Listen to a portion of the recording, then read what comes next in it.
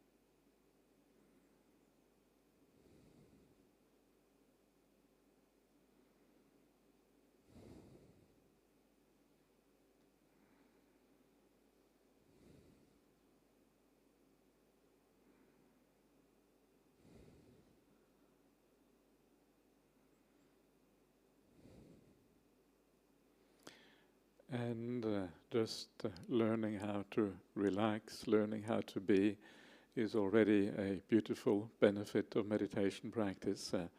Sometimes you can feel the tension in your body and your mind when you come to meditation.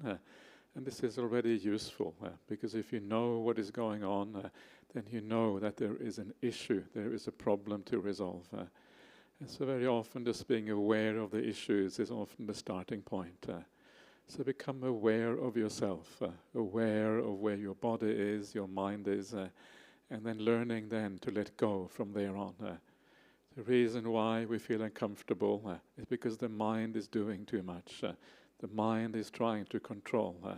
But really, this is about letting go of control. And it's such a beautiful thing to let go of control, just to allow the world to be. In the end, we can't control anything anyway. So much better to let things be the way they are. So just sit back and wait. And by waiting in the present, without doing anything, relaxation just happens gradually by itself. You don't need to do anything except just enjoying the very fact of sitting here.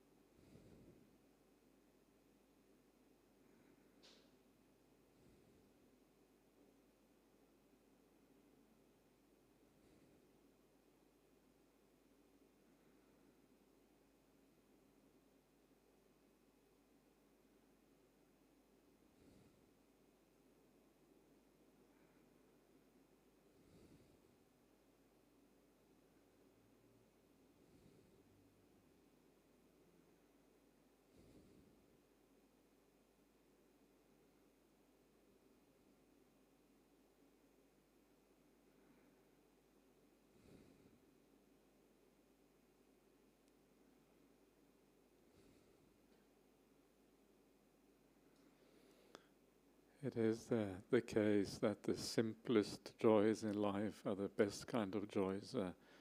The joys when you do nothing at all and you just allow the power to come back into the mind. In a situation like this, if you hear any noises outside or whatever, please don't allow that to distract you. It is just the world doing its thing. Don't block it out, don't try to control it, don't allow it to upset you.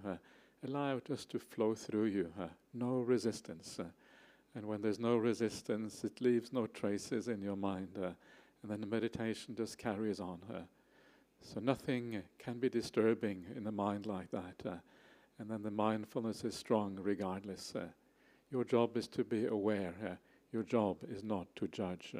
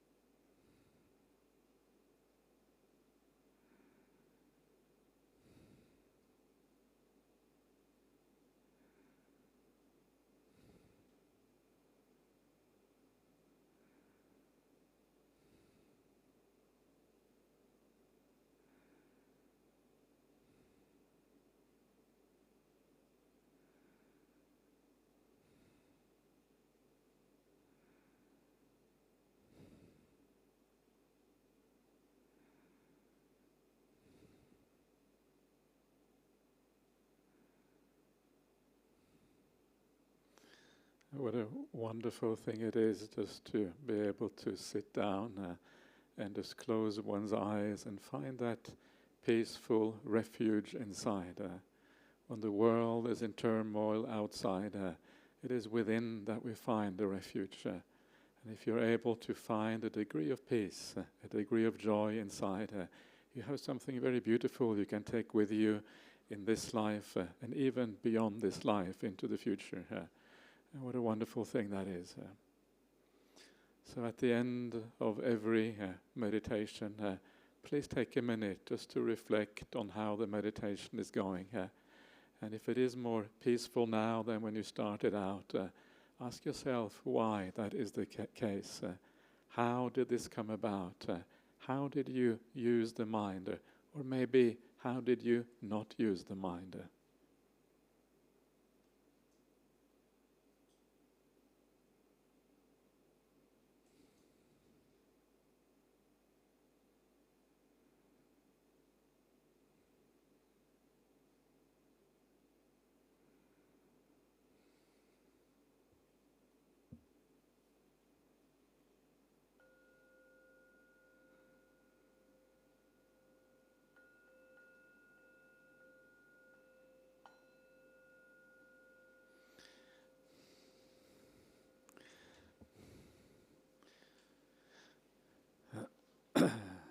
Okay, everyone, so sit comfortably, and we're going to get into a Dhamma talk.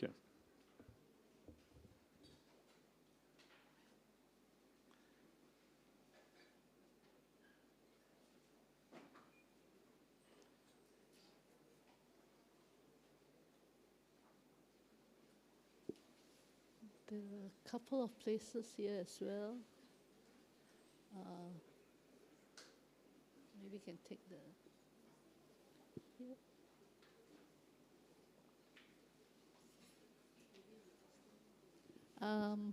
Yeah, can you all squeeze so that the people behind can come in a bit? Yeah. The latecomers. Okay, stop. Yeah. Maybe if you want behind. Don't leave empty places because people don't come.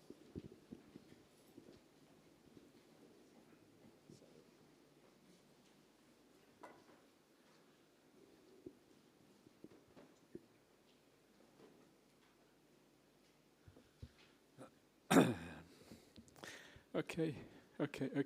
Welcome everyone. Nice to see you all again. It's the even though we see each other, some of you come every day, which is wonderful. Some of you don't come every day, and some of you I see, and most of you only see once a year, or twice a year whenever I come here. So today is my last day. So it's interesting. When I come to Singapore, I don't really think about Perth. Perth is gone, the monastery is gone. And when I'm in Perth, I don't think about Singapore. It's like the two separate realities. And so this is a nice way of living. And I learned this from Ajahn Brahmali, that wherever you are, that is where you are, and you don't try to be anywhere else. And you kind of live that fully, that reality when you are there. And so that makes you get maximum enjoyment out of everything you do, which is always beautiful. So, okay, I'm going. How is everyone? How are you? I warn, this is a trick question, I'm warning you, because the talk today is about how to respond to that question. That's kind of the idea. So when I say, how are you, don't think there is an easy answer to that question. If you say good or okay, maybe not the right answer. I just have to warn you straight away. So I always like to have a bit of fun. Again, I learned this from Ajahn Brahmali. I always have fun, don't be too serious and these kind of things. And the reason for that is very simple, because it is the light-hearted person who has ease of meditation. If you are too serious, then usually meditation doesn't work so well. But if you are light-hearted, the mind is kind of easy and soft and gentle. That is where meditation usually happens. So it's good to have a light heart. And also life is much more enjoyable if you are light-hearted. If you're too serious, life becomes kind of a little bit grim. You know what I mean? A grim life is not really what we're trying to do. And so I have a bit of fun. And so in the monastery, sometimes I'm the senior monk in the monastery, Ajahn Brahmali is away. And so I always ask people, how are you? And in the beginning, it was just like a kind of friendly way of saying hello. And people would say the usual thing, oh, we are good. Yeah, we are okay. Usually good is the kind of the word they use in Australia. What do they say in Singapore? When you say, how are you? Good? Yes? They say yes? No. No, just sorry. So people say good, right? But after a while I thought, surely it is not everyone isn't always good. Yeah, when you say good, surely this is kind of just, it's a polite way of having a, we have an interaction. It's called like a social lubricant. It makes kind of the socialization go well. But so what is the real answer, yeah? So after a while I started telling people, are you sure you're good? Is that really the case? And after doing this for a while, whenever people came to the monastery and I said, how are you?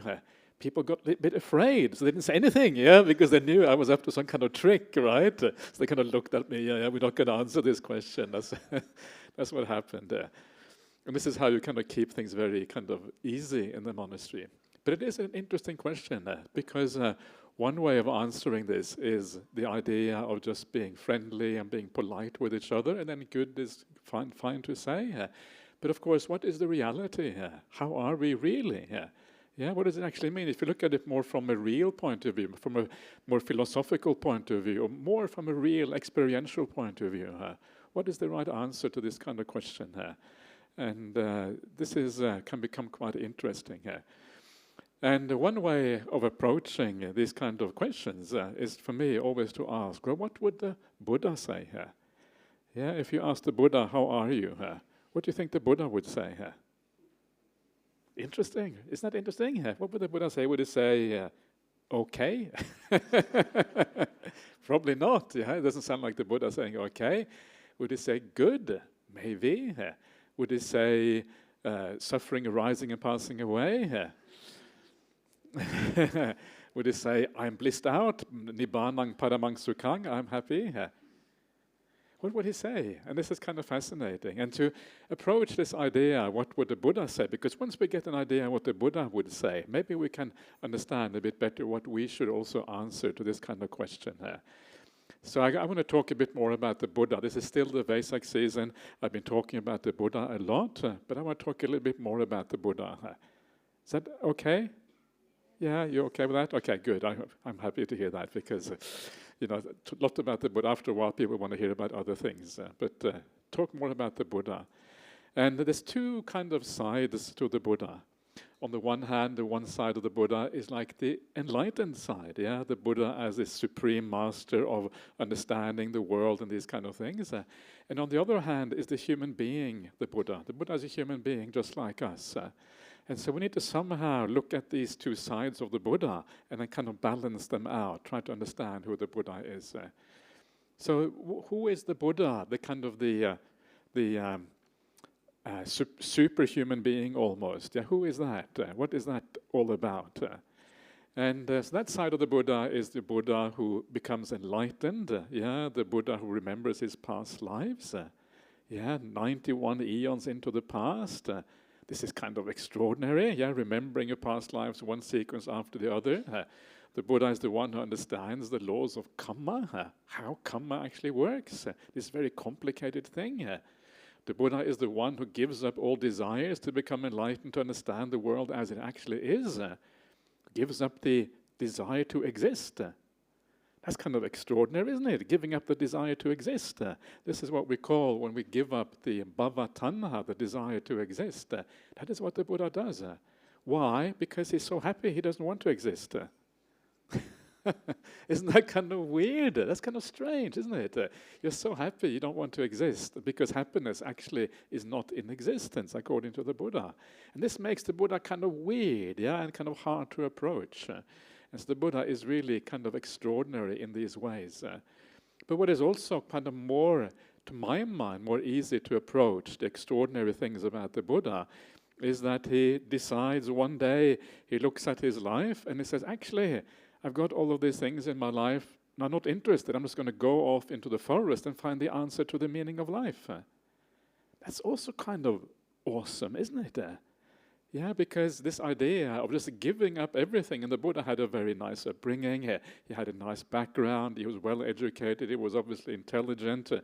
His family was well off and wealthy and high. He had everything in life.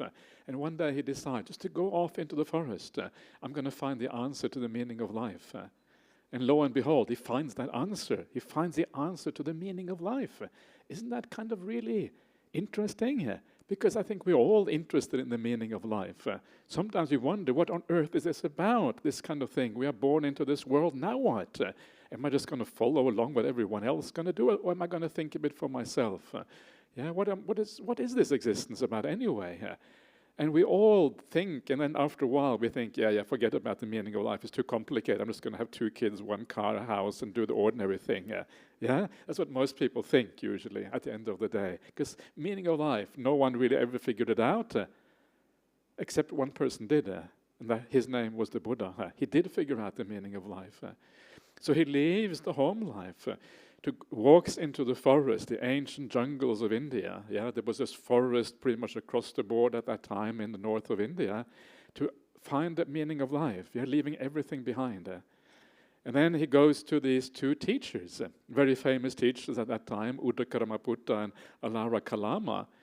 And they teach him this extraordinary meditation method that takes you to like the unity with all existence, the highest kind of meditation that is possible in that ancient time. The unity with the world, the highest kind of bliss, basically the sense of, in many ways, finding the meaning of life in many ways.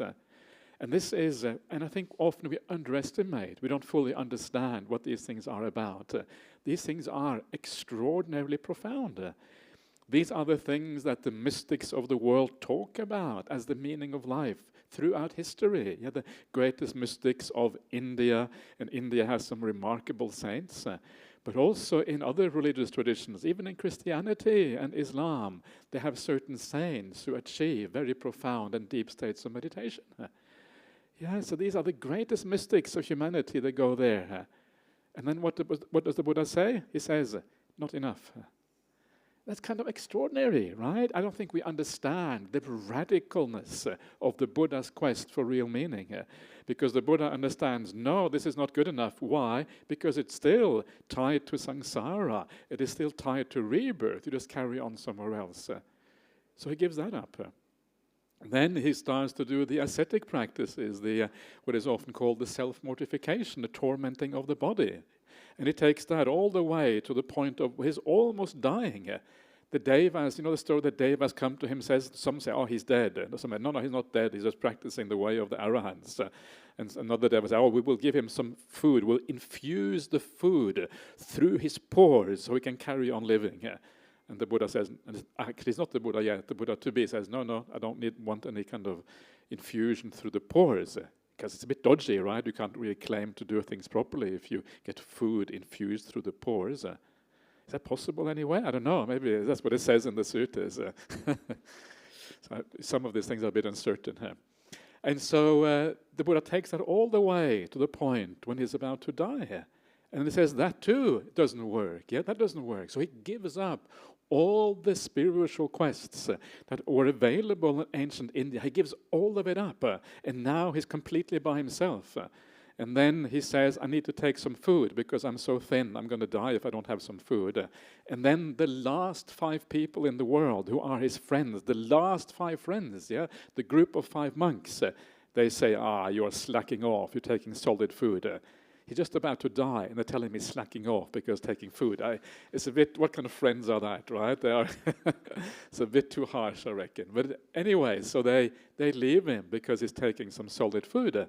According to the later tradition, it's the rice milk that he got from Sujata. So for those of you who are going to come to India later on, we're going to go and have a check out the Sujata's village. Maybe. We'll see what happens when we come to India. Maybe we'll go there. And so he has the rice food, milk rice. And then that is when he kind of has this ability then to eventually penetrate the truth and to see the reality as it actually is. But the Buddha is so radical. This is what makes him kind of so extraordinary. All of these steps along the way are just awesome. What kind of personality is able to do this? Yeah, he's just really, he's something very out of this world, really, in many ways. So this is kind of the idea of the Buddha. And then when he carries on in his life, he said that the things about the Buddha, he has the miracle of teaching. There's a miracle of conversion. So when the Buddha talks to you, chances are you will be a Buddhist afterwards. When I talk to you, nothing happens. You still go back and do the same thing. When the Buddha talks to you, you are a Buddhist afterwards. That's the difference. And what is that miracle of conversion? Well, it is, first of all, it is that what you say and how you act are congruous. They relate to each other. So the Buddha is just very inspiring. He's just extraordinarily very peaceful, very kind, very compassionate. And then the way he speaks, it matches with those qualities that you see in him. So there's something about the Buddha that really draws you in. And as I was saying yesterday, it is a bit like you get this, you get traumatized in a sense by the presence of the Buddha, because the power of goodness is so strong. You never forget that meeting with the Buddha once you meet the Buddha. So the Buddha has the conversion magic. Actually, there is no magic at all. It's just the power of the personal qualities that are so strong that you get drawn in. So it would be cool to meet the Buddha, right? If you met the Buddha, you might all end up in brown robes as a consequence. Because what are you going to do after you meet the Buddha? You kind of can't turn back anymore after that. And so this is the conversion magic of the Buddha. And some of that conversion happened with the most remarkable beings. One of my favorite stories in the suttas is the story when Sakka, the Lord of the gods, comes down to the Buddha. You know that sutta? You know that story? Everyone knows the story already? Wow, you are super duper educated. That's kind of, so the story, for those of you who don't, I know maybe some of you don't raise your hands. Maybe this young one over there doesn't know the story of Sakka. He's still kind of coming around. So, okay, good. So this is the story of Sakka, right? So this is for the very new Buddhist sitting over there with his dad. We'll see what happens. The story of Sakka is Sakka the god. He wants to ask a question of the Buddha. And Sakka is a bit shy. The Lord of the gods is a bit shy. I find that very cute. He's kind of the most powerful being in the universe, pretty much. It's as if, Donald Trump was shy or something like that. It's hard to imagine Donald Trump being shy, isn't it? And so Sakka is a bit shy because it's the Buddha after all, right? The Buddha has a really big name. And so Sakka sends this Gandhava down, this heavenly musician, and says to this Gandhava, please get the Buddha's attention. And then when you get his attention, ask if I can come and ask a question.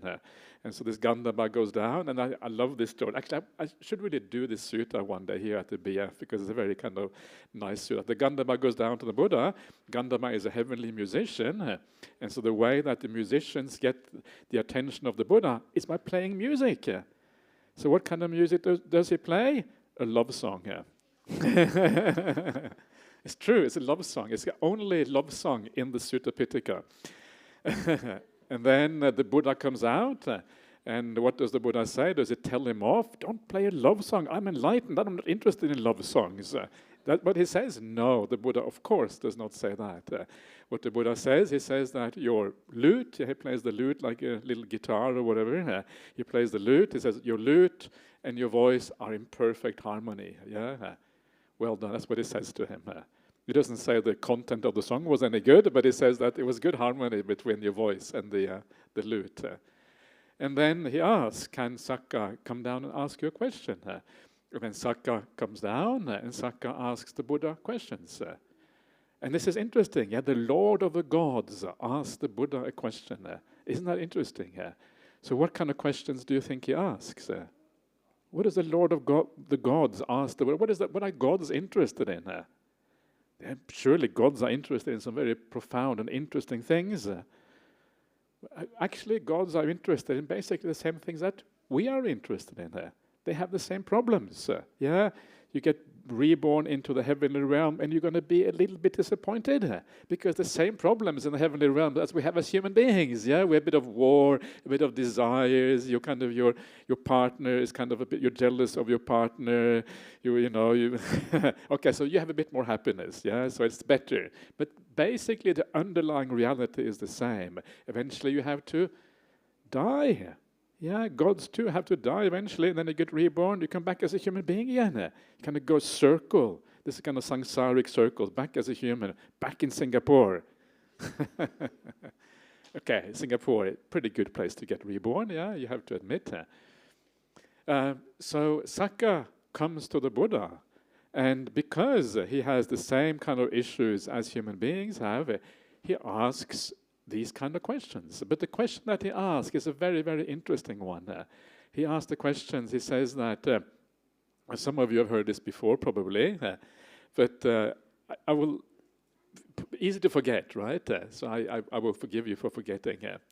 But so he asks the question, he says, even though human beings and gods, yeah, he says, and gods and nagas and everyone really in the world, even though we all want to live in peace, we want to live in harmony, we want to live in non-violence, we want to live at ease with each other, still we have war, still we have aggression, still we have disharmony, still we have problems in Ukraine, we have problems in the Middle East.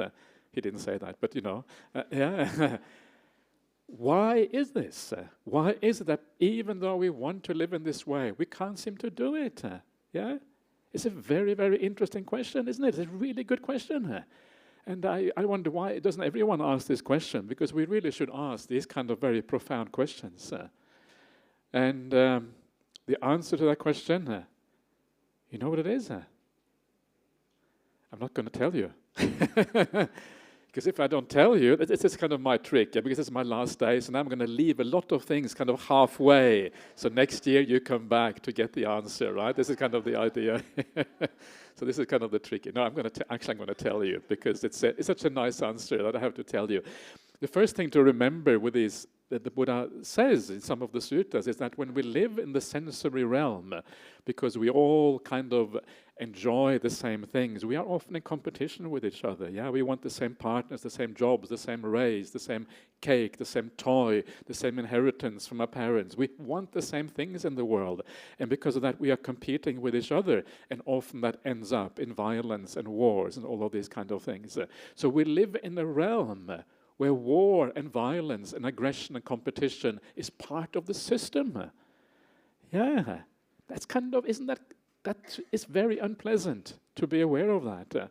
And the moment you are aware of that, you start to become a little bit less interested in the world, because you understand it is inherent to the world that we have. It has to be like this. Isn't that kind of unpleasant? It's like, in that case, the world is yucky. Yeah, yucky is a nice word. The opposite of the anti-yummy, yummy and yucky. This is yucky. Yummy is the Dhamma. Yucky is the world. Is that Dhamma yummy? I don't know if that's the wrong word for the Dhamma. So this is the reason. So this is inherent to the world. Why is it inherent to the world? And then the Buddha analyzes this question stage by stage, going backwards. And he takes it back all the way to the root cause. And that root cause, what is that? That root cause is basically our delusion about the world, rooted in the sense of self. And because all the violence in the world is rooted in the sense of self, rooted in the idea of delusion, that is why it is impossible to overcome it. Because the only way to overcome it really is to become enlightened. And if everyone becomes enlightened, okay, then of course no problem, but that's not going to happen, right? Yeah, there's lots of people in the world who are not going to become enlightened. All those who don't come here to the BF, for example, yeah, they don't have much chance because you need to start somewhere to become enlightened. So it's rooted in the basic delusions of our life, and that's why it is very impossible to overcome unless you practice a real spiritual path. So this is just so interesting, and I always keep saying I'm going to do the Sakapanya Sutta one day. December, okay. Are we going to go to the Indasala? Yeah, Indasala cave. Indasala cave, Indasala Guha. Okay, so that's very interesting. I've never been there before. That's going to be very interesting because Indasala Guha is the Guha means cave. Indasala is like the hall of the Inda is Indra. That's Sakka, same person. So we're going to go to Sakka's cave. Yeah, this is where this event is supposed to have happened. So for those of you not coming to India, you're really missing out, right? Sorry for saying that. This is Ajahn, bad you'll idea. be coming back for Sunday service talk. We are working you very hard Yeah. after the pilgrimage. After the pilgrimage, okay. So then we can kind of summarize what we did on the pilgrimage. So no need to go. Is that what you're saying? No. No. Then you can do the Sakapanya Sutta. Yeah, Sakapanya Sutta. Okay, all right. Okay, let's see what happens there. So this is the Buddha for you. Another place where the Buddha does some remarkable things is where he is kind of competing with Brahma. This is the Brahmanimantika Sutta, Majjhima Nikaya 49. And sometimes the Brahmas, because they are so high up, they're even higher than Sakka, they think that they have created the world. They think that they are eternal. And so the Buddha sees this Brahma, and he finds out that he thinks this, and so he decides, let me see if I can kind of help this Brahma. So he goes up to the Brahma realm, and they have like a competition there. And the competition is like, who can disappear for whom? Yeah.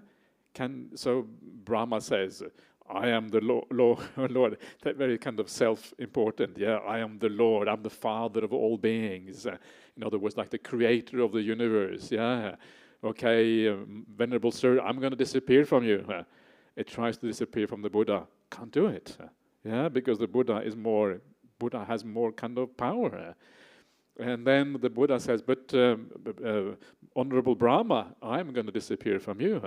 And then the Buddha disappears, and then he disappears, and then he can hear the voice of the Buddha after the Buddha is gone.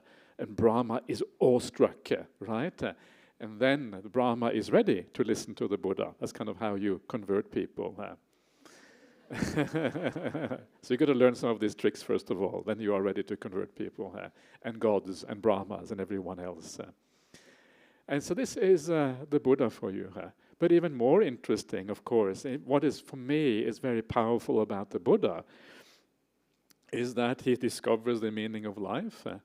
And the way that he presents the Dhamma, the way he presents his teachings, is, first of all, it is like a universal religion.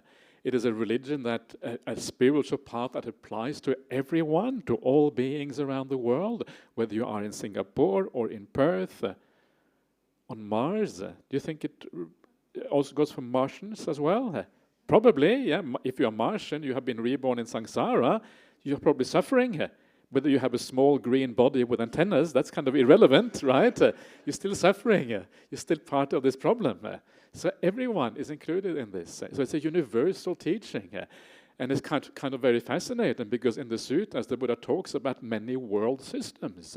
He talks about different, galaxies and that kind of thing. It's actually right there in the suttas. And I find it amazing. And he says that there are beings there, and there are other Buddhas in some of these other world systems.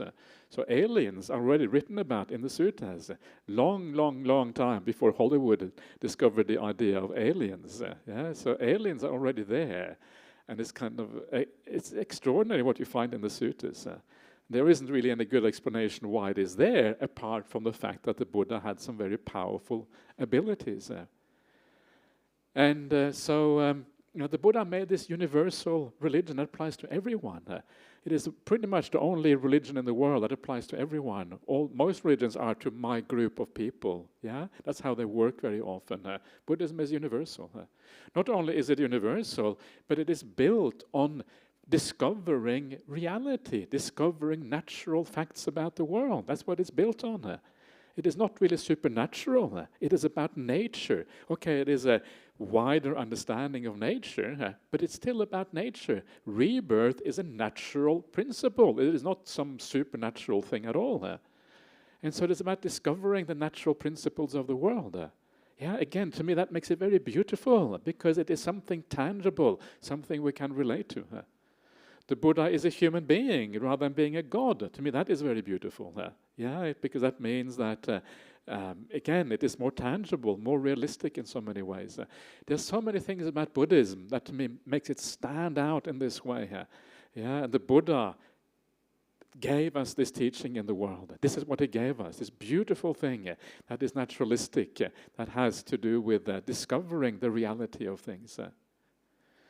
So this is like the Buddha as an extraordinary person, someone who is able to penetrate the deepest delusion of humankind, someone who's able to discover the deepest truths that really matter to us, the psychological truths of life.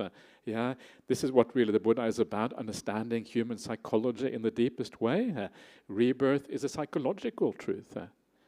So this is the Buddha in one way. So what would that Buddha say if you ask that Buddha, the kind of the super duper Buddha, what would you say to that Buddha? What would he say if you ask him, how are you? He may say something like, I have attained the highest happiness, I am the teacher of the world, or something like that. Because that's what you would expect from someone like that. And sometimes he does give those kind of answers. But so that is that side of the Buddha, so how he would respond to the question, how are you? But then there is the other Buddha. And the other Buddha is also very interesting. And if you read the suttas, you will discover also the other Buddha, the human being Buddha as well. And when you discover the human being Buddha, you will see that actually he relates to us in a very kind of direct way. And then you feel a relationship with the Buddha that you maybe don't when you think of him as this super duper being beyond. And then you can understand how it is possible to sit down and have a chat with the Buddha, how the Buddha had similar kind of experiences to you, how he can give you direct teachings and all of these kind of things. And so the ordinary Buddha, the human being Buddha, begins with when the Buddha decides to go forth, before he becomes the Buddha, when he's still the Buddha to be. And the Buddha, how does he end up going forth? Well, it is basically by contemplating the ordinary realities of life. He contemplates old age, sickness and death. He contemplates the fact that he has attachments in his life. He contemplates the danger of all of these things. And that is how he goes forth. It's just like us. Is there anyone here who doesn't have these problems? Is anyone here who is not going to die? If you're not going to die, maybe you don't belong in this room.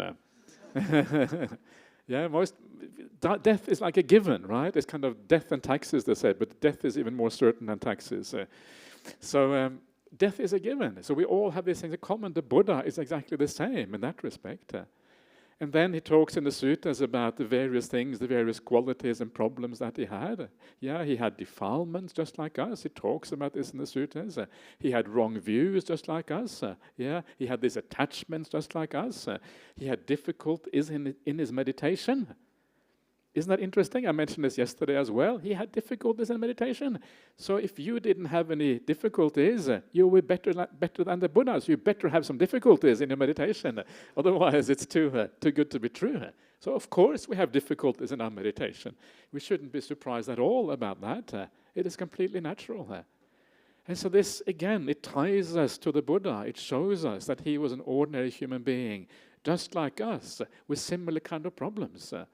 And then after his awakening, even then, so he was a human being before the awakening. That's kind of understandable. But what about after his awakening?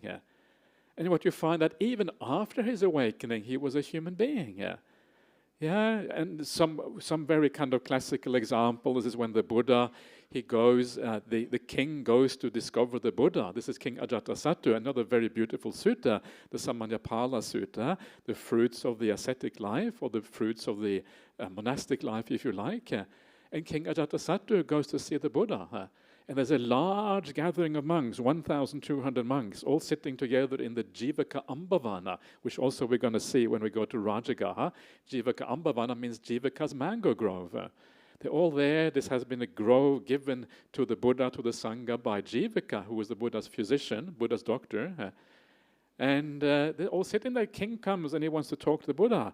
And he asks, well, which one is the Buddha? In other words, they all look like monks, right? So the Buddha is just one other monk. So this is kind of how the Buddha was seen in those days. He didn't look kind of like the Buddha. Or I guess when you knew him, he did look like the Buddha. But before you knew him, there wasn't any way of telling which one was the Buddha. He wasn't kind of 6 meters tall or whatever. Or he didn't look really weird. He didn't have kind of all these extra marks of a great man, anything like that. He was just an ordinary person. In the suttas, when the Buddha arrives in the monastery, the monks set out water, and the Buddha washes his own feet. This is very embarrassing for modern monks, because modern monks, sometimes the lay people wash your feet. You come somewhere and the lay people say, oh, please, can we wash your feet? And you think, well, the Buddha didn't wash his feet, so maybe I shouldn't, maybe I should wash my own feet as well. But then you think, maybe times have changed. I don't know. It's hard to know sometimes what to do, right? But it's a bit embarrassing if the Buddha washes your own feet, and who are you to have your feet washed if the Buddha didn't have that? So this is kind of a bit scary when these things happen. You wonder what the results of these things are sometimes. So this is kind of how the Buddha was, yeah? And then you have some very powerful stories where the Buddha is part, the Sangha is there. The Sangha is sometimes arguing. Have you heard the stories about the Sangha arguing? There's a very famous incident of 𝐃𝐻𝐴𝐸 where the Sangha is arguing. So half of the Sangha is here, the other half is over there, and they're arguing over very important things, right? The Sangha doesn't argue over small matters. Yeah, that's impossible. If it's about what is right view, it's about the path to awakening, right? This is what the Sangha argues about. Otherwise, no point in arguing. If you thought that, I would congratulate you on being very kind of pure-minded, because the reality, of course, is very different. The Sangha, like everyone else in the world, they argue over small things. And this thing they argued about was there was someone who left some water in a pitcher. This is in the toilets, and they had used water in the toilets. And so someone left some water in a pitcher. You're supposed to empty the pitcher, right, before you leave the toilet. He didn't do that. There was a big argument whether this was a fault against the Vinaya or not. And the Sangha was divided over this incredibly important matter. You can see how nothing has changed, right? The world is exactly then just like it is now. Usually when we argue, it's about silly, stupid little things. Things that actually have no meaning whatsoever. At least if we're going to argue, let's argue about something really worthwhile, right? Like whether there's a sevenfold path or the eightfold path, something like that. Yeah, that's worthwhile arguing about. But we argue about stupid things. And then what is so interesting about this? Now, before I say anything about this, I'm going to have a bit of coffee. Is that okay?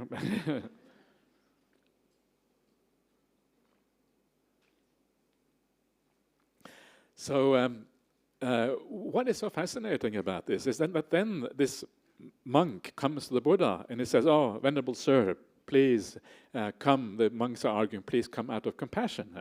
Yeah, this is always the right way to ask. Come out of compassion. And so then the Buddha consents by silence.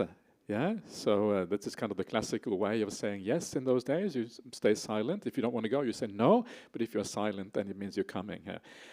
And then the Buddha goes there. And he says to the monks, enough, monks. Yeah, please don't argue. Yeah, there's nothing worth arguing over. Enough. This is, by the way, a very nice word in Pali, alang. Yeah, you know the word alang? I said the other night, a few days ago here, I said that if anyone wants a nice Pali name, alang is a really nice Pali name. It's short, easy to remember, and it means enough, right? It's a nice meaning here, enough.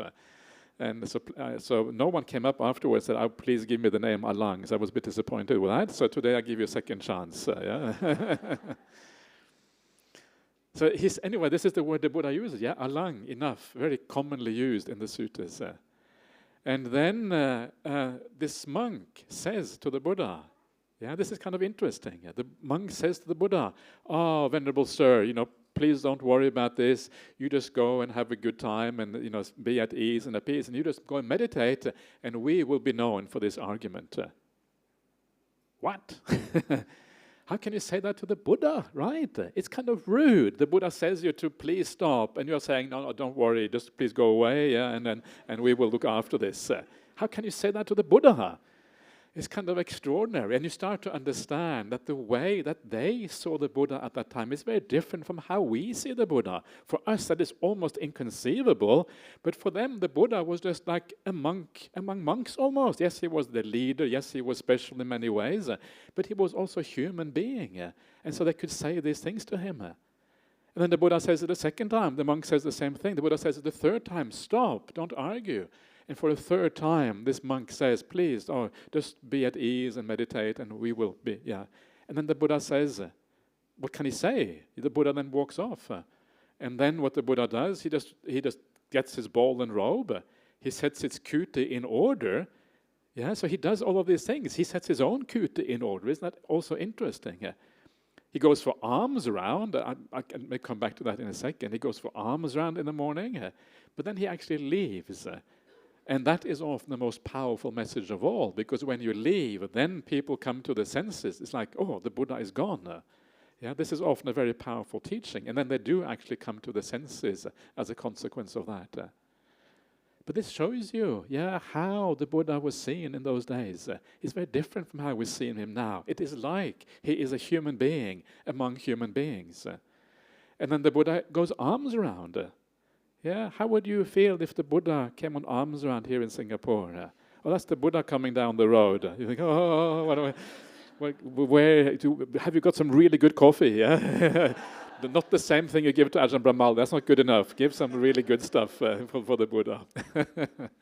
I don't know if the Buddha would drink coffee, but it's kind of almost scary to think the Buddha is coming down the road. But in those days, the Buddha would just go arms around like everyone else, and people put food in his bowl. It would be no big deal.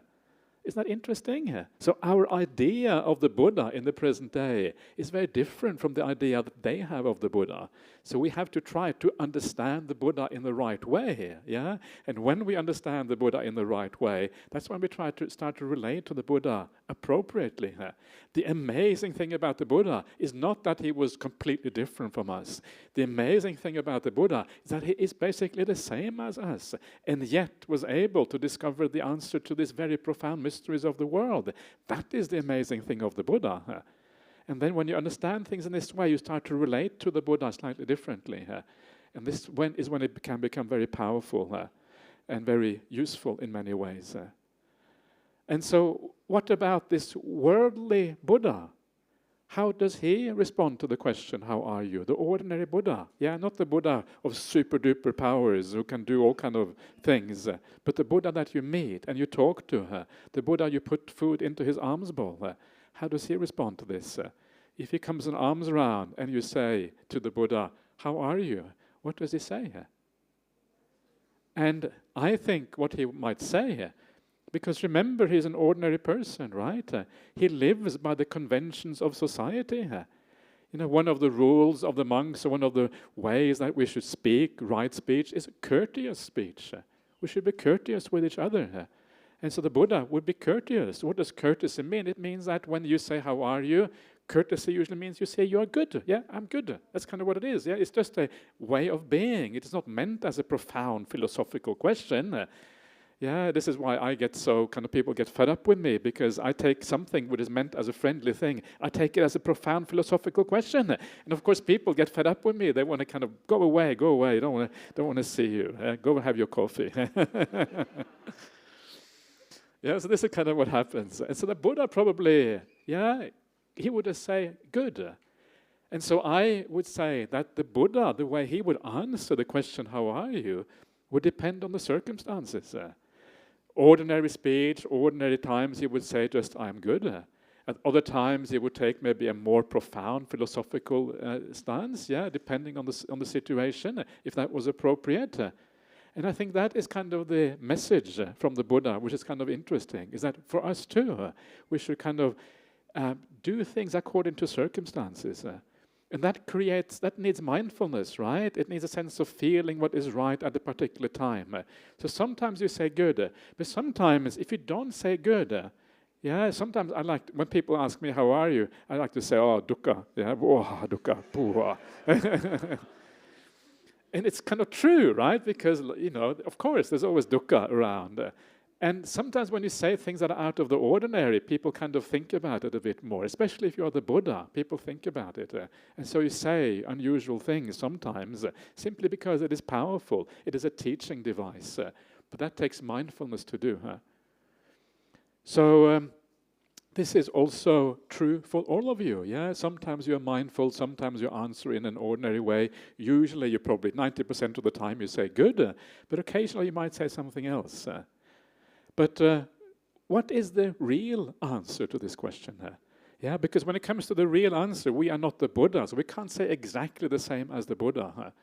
So what is the ideal answer, the answer that hopefully we can say because we are practicing the Buddhist path in the right way? And the right answer is that just saying good often doesn't really work. Because what does it mean that you're good? Good compared to what exactly? Good compared to everyone else here? How do you know where everyone else is at? You have no idea. Good compared to yesterday, to last year, to your last life? Good compared to the future? What exactly mean? What does good mean? And often it doesn't mean very much, right? It just has no particular meaning. But what has meaning in Buddhism is the fact that we are going somewhere. That we are developing our minds. We have less bad qualities than we used to have. We have more good qualities than we used to have. And so a really meaningful answer to the question, how are you, is that things are going better. Yeah, I'm improving. I'm going somewhere. And that is a very beautiful answer, because if you keep on improving, if you keep on going somewhere, if you can feel that your good qualities are becoming more powerful and your bad qualities are going down, and there's only one kind of upward trend like this, then eventually you will go all the way to the end of the path, because that's the only place that it goes if you keep on going up in the right direction. And so that is the meaning. Not only is it a good answer to give, hopefully you can give it honestly, because you actually feel that you're going there.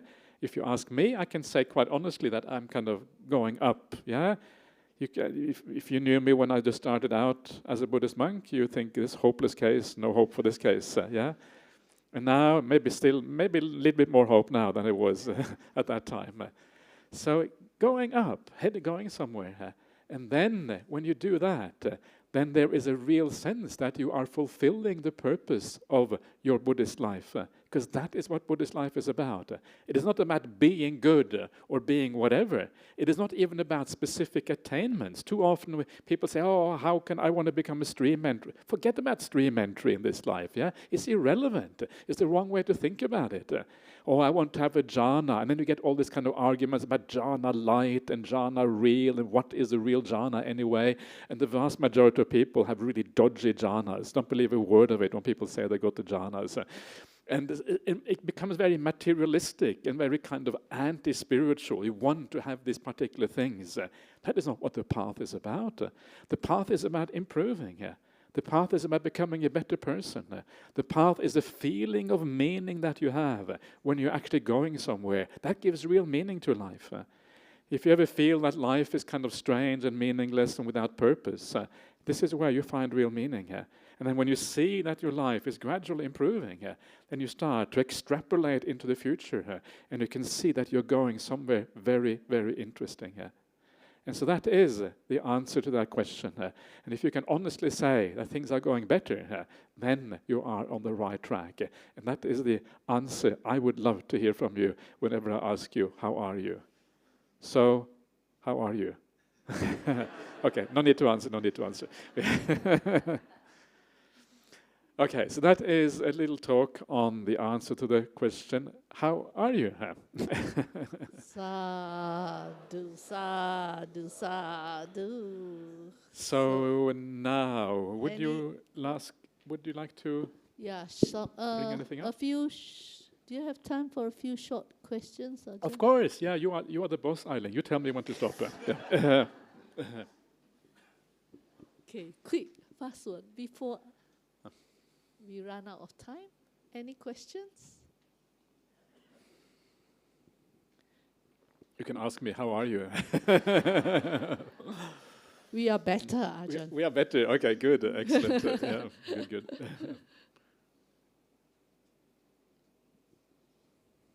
No? You want?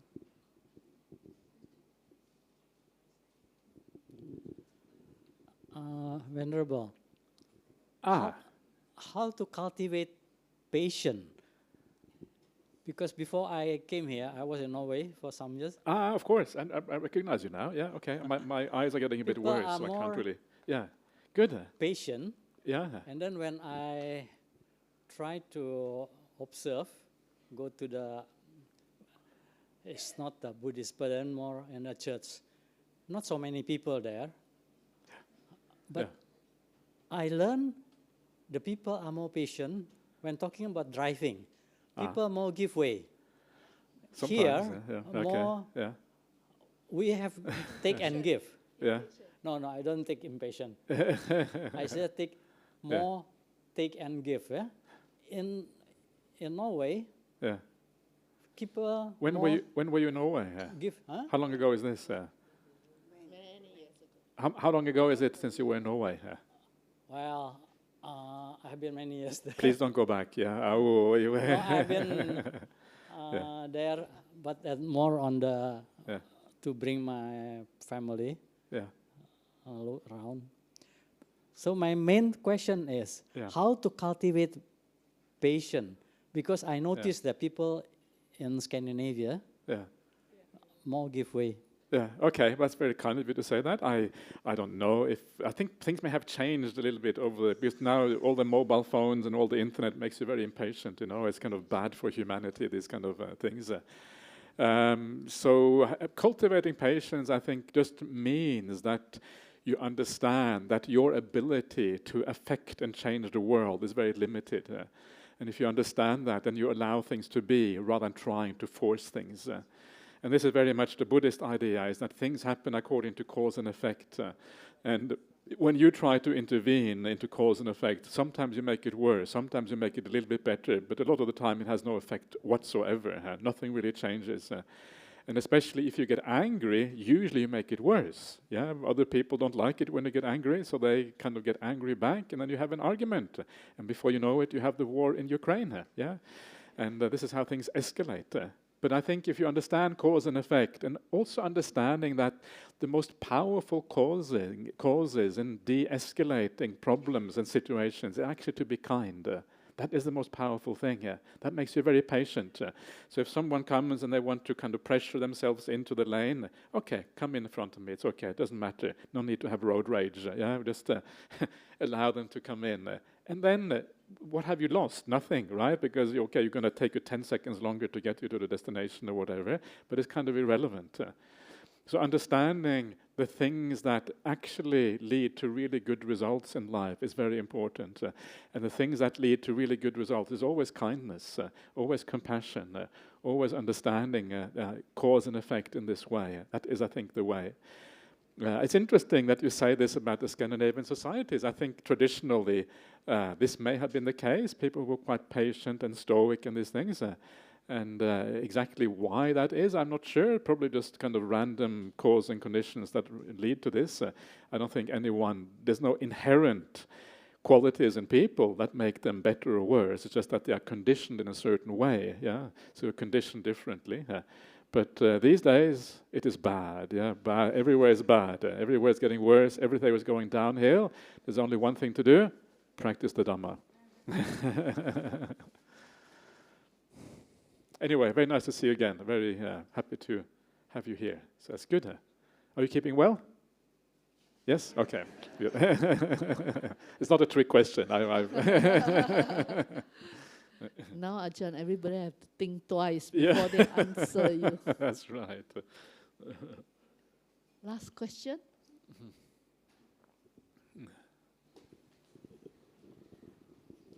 Thank you, Ajahn, for the talk. So instead of maybe looking at the answers point of view, how about, is there a way we can better ask the question? Because I think most of the time when people ask, how are you? You're probably expecting that they're also asking it out of courtesy. So maybe how can we ask the question better so that we can maybe show others that we are genuinely concerned about their well-being, or that we are trying to have a conversation really about the meaning of life? Yeah, that's actually good. That's a good question. So, but very often I think it's okay just to say, how are you, just as a matter of courtesy. I think a lot of the time that's fine, because it's just a way of being friendly with each other. But as you say, sometimes you really want to be, sometimes you may be concerned about someone's well-being, And then so that depends. Sometimes it's kind of interesting. It depends on not just what you say, but also your mannerism at the same time. If you put your hand on the shoulder and say, well, how are you? That's a very different thing from just saying, how are you, as you're walking past, So, oh, how are you? Okay, you've been looking a bit kind of restless recently, or agitated. Are you okay? Are you all right? And sometimes they don't necessarily have to say what their problem is. They just say, I'm okay. But the very fact that you care is often powerful, right? That actually matters to people. So just by, as you say, phrasing a bit differently, showing your concern in a kind of genuine way can often be very powerful and can be very, very soothing for other people. So, yeah. Thank you, Ajahn. Thanks.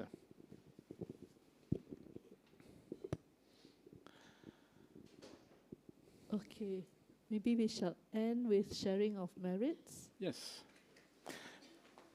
Okay, so let's share